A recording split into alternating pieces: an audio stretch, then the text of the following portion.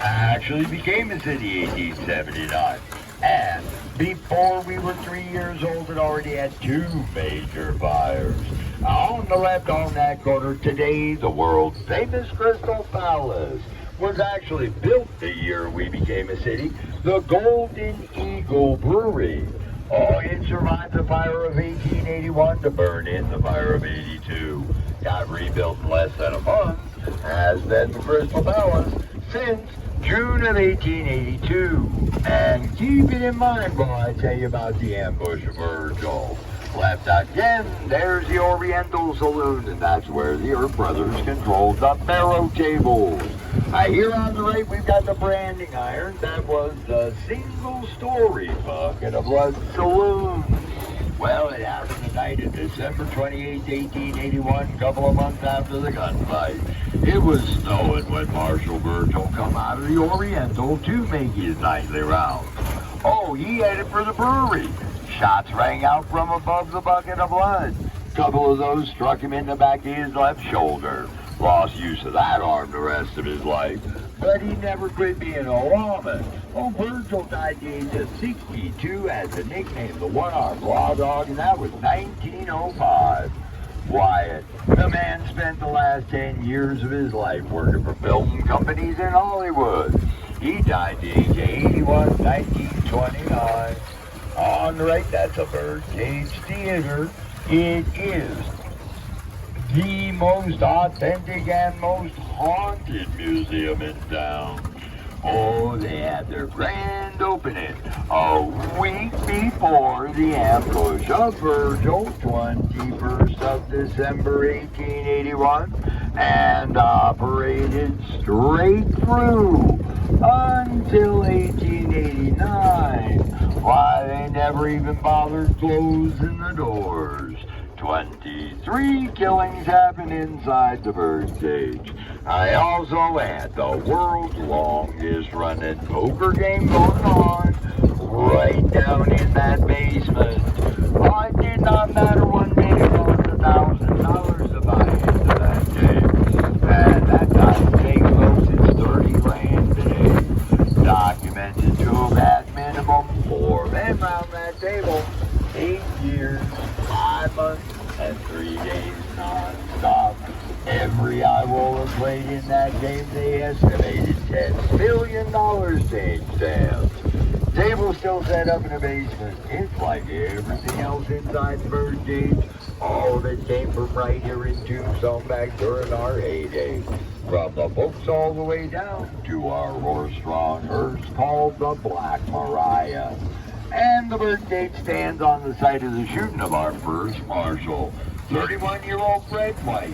Yeah, he took Curly Bill's guns from him in that empty lot, and one went off and hit him in the groin. Yeah, it took him 3 days to die, but he cleared Bill of all charges on his deathbed. And now on the right's a mercantile store. Oh, that was the Arcadia Saloon inside of our first fire, June of 1881. After a couple of brilliant bartenders checked this sour barrel of whiskey, and one of the boys had a lit cigar. And 66 buildings burned that night. And now on the right back behind the Crystal Palace, there is the Tombstone Epitaph. See, it was late in the year 1879 when our first elected mayor, an Indian affairs agent by the name of John P. Clum, got the town. Well, he told the folks here, there's no tombstone complete without its epitaph. And May 1st, 1880, he founded that newspaper. Still in print today. On the right, the orange building, Red Buffalo. Well, that was Campbell and Hatch Billiards. See, in there, March 18th, 1882, Morgan's playing a game. And outlaw, believe me, Frank Stillwell shot through the back door, assassinate Morgan by shooting him in the back. Earth left town 2 days later. And now to right up over that fence near Shetland Hall, it's on the corner of Fourth and Fremont. That's where Wyatt met Josie. And on the right on this corner is Arlene's Happer's Liquor Store. Now this is where the Earps pick up holiday on the way to that gunfight. They don't go down to the OK Corral like we are. They turn right here on 4th and go over that block to Fremont. Well, today that's Highway 80, and they still won't let us drive horses on the highway. Merchant Doc got to that corner, turned left, and went down to the alley. I'll tell you more about that after the old-time photos on the right and the wine tasting room. See, it was the Can restaurant, owned and operated by a Chinese fella, a humanitarian by the name of Juan Key. That man was so respected by this town that when he died in Douglas and they buried him in Bisbee, 3,000 folks from town got together and brought him back. He's in Boudreaux.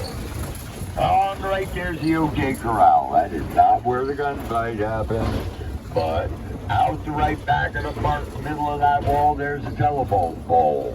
It is the opposite side of the wall, folks. Yeah, that's where those 5 cowboys were in that mid-beam wide alleyway.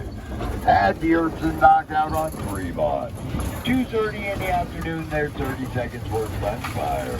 Now, in the end, Ike Clanton and Billy Claymore survived by running away.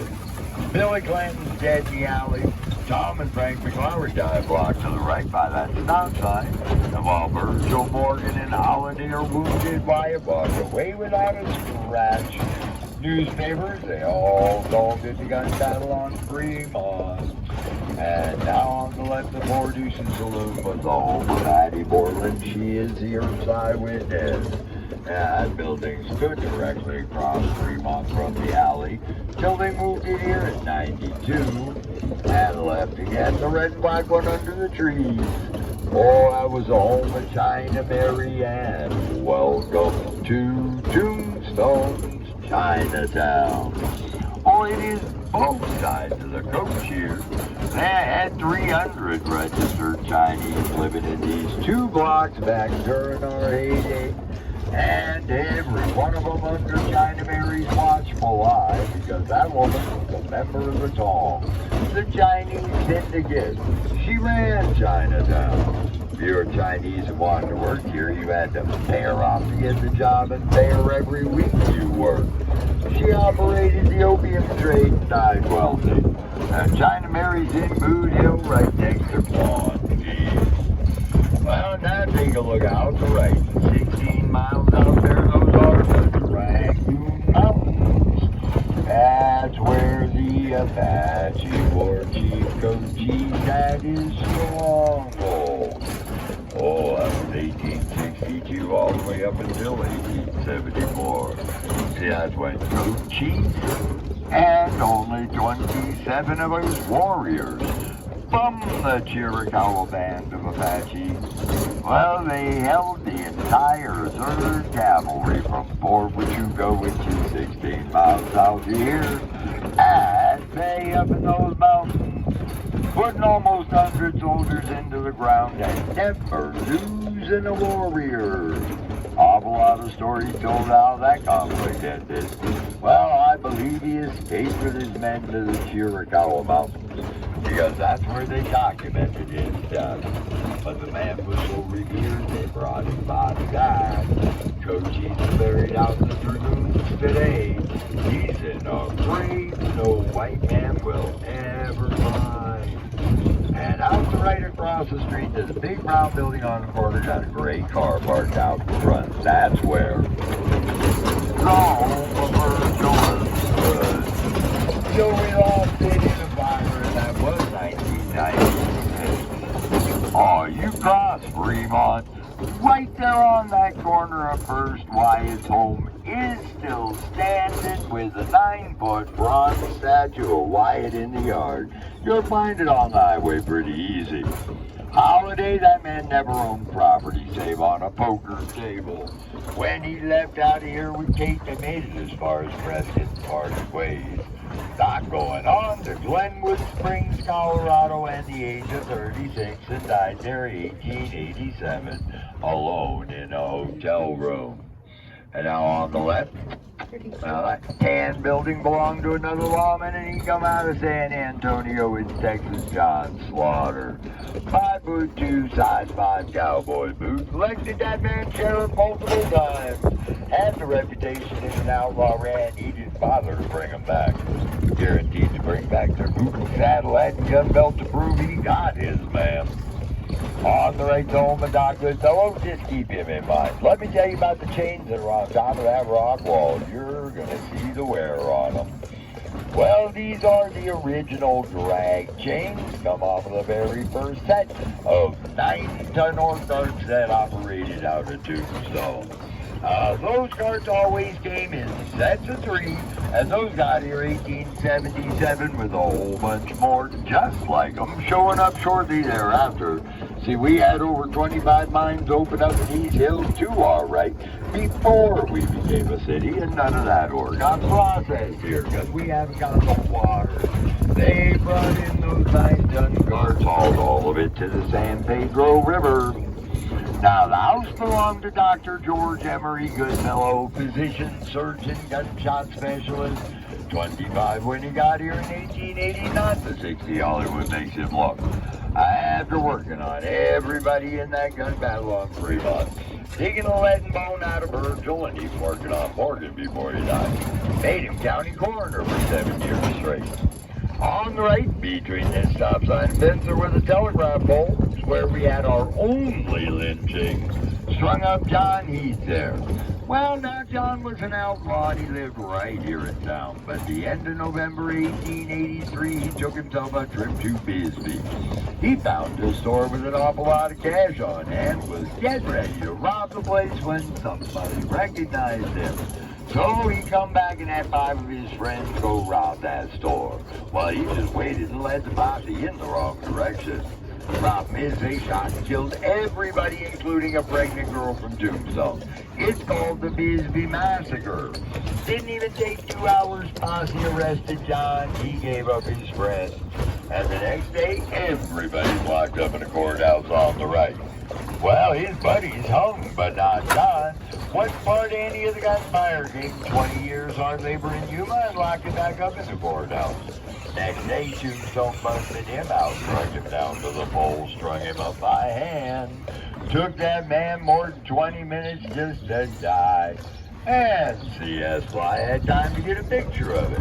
That picture's hanging in the courthouse right next to his death certificate. Our county coroner just happened to be in that lynch mob, showing he had a sense of humor. Goodfellow wrote down that John Heath had died of emphysema of the lungs, possibly caused by high altitude or strangulation. On the left, there's a whole mile of English. Well, that stained glass on his front porch is the original glass he came from Paris, France. Oh, he got here in 1882. We even had a 7.2 earthquake here, May of 1887, and that glass remains unbroken today. And now let me tell you about our founder. That is Edward Lawrence Shefflin. He's got a statue in the city park. He and his brother built Shefflin Hall. Ed was a scout for that 3rd Cavalry down on Fort Huachuca for a couple of years. Told the Army in 75 he was coming here to prospect. They looked at him and said, Ed, when did you lose your mind? You already know all about those hostile Apaches. You mess around in them hills, the only rock you'll find is a tombstone. Well, it was 1876 when he found the $85 million worth of silver in the ground here. Come back 77. Opened the first mine, called it the Tombstone for them naysayers. 2 years later, 2,000 folk living here incorporated as a city. Took the name of the first mine. Now to write Tombstone City Library. Actually built in 1901 as our railway depot. Oh, the Southern Pacific operated here all the way up until 1960. And on the right now, that's our Rosebush Museum. Now the rose is in that backyard, and it was 1884 when a young Scottish newlywed planted that 6-inch cutting of the Wayne Banks Road. It went into the Ripley's, believe it or not, of 1935. Guinness Book of World Records 1945 remains in both of those books today. It blooms every April. On the left, Chamber of Commerce, Visitor Center up on the corner. This is Tombstone's very first Adobe building, and a gentleman by the name of Allen helped design and build it. And Allen Street that we're turning back on to got named for him. Oh, the Visitor Center as well as Shetland's Hall. That's a block to our left after this corner. Both were untouched by the major fires. That second fire had happened a couple months after the Earps left town for good. Nobody's sure how it started in the back washroom of the Tivoli Hotel, but May 25th, 1882, 100 businesses burned. One of them was on the left, the other side of that bench, the empty lot. That's where the Cosmopolitan Hotel stood, with 2 stories and 80 rooms. Where they put the Earps and Holiday under house arrest during the inquest over that gun battle on Fremont. Oh, Addie Borland's eyewitness testimony. Those boys are found to be not responsible, and that's a whole lot different than not guilty. And on the right, Big Nose Skate Saloon and the J.L. Silver Company. Those 7 arches, that's the ground floor of the Grand Hotel where the Earps stayed when they got to town. As for Big Nose Kate, well, now Doc's girlfriend didn't have that big a nose, but she had no clue how to keep that thing out of everybody else's business. You're going to find her buried up in Prescott. Well, I hope you